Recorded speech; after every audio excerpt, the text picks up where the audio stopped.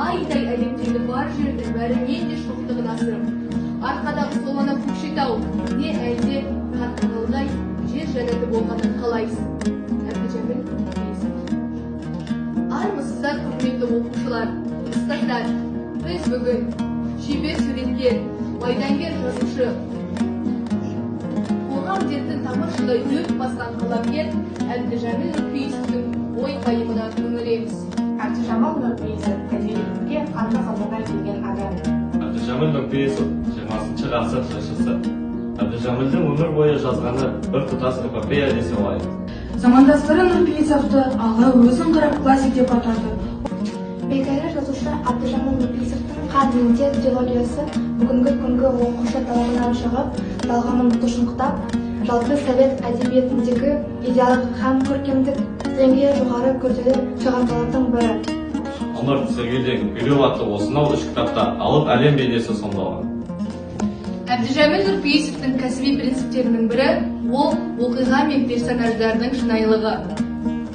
Мысалға, Тәңірбердиді алайық. Ол жазушының Нәжіп деген немере ағасының прототипі. Бауыржан Мамбетовтың бастауымен 1978 жылы туынды негізінде фильм түсірілді. Дегенмен кинотуынды автордың көңілінен шықпады. Мен Нұрпейісовтың кітаптарын бұрыннан оқып келемін. Оның талантты да талапты прозасына бұрыннан ғашықпын. Одан көп нәрсе үйрендім. Онымен сан мәрте сырластым да.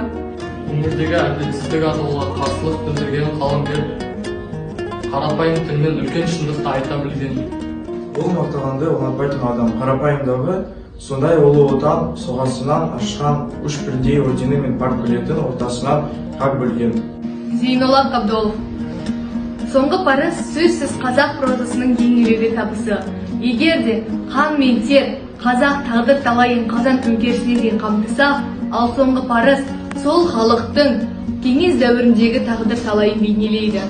Дей келгенде Нұрпейісовтың трилогиясы мен диалогиясы отанымыздың тарихи айнасы. Расымен де Әбдіжәміл аға отанымыздың тарихи бейнесін бейнелеген жазушы.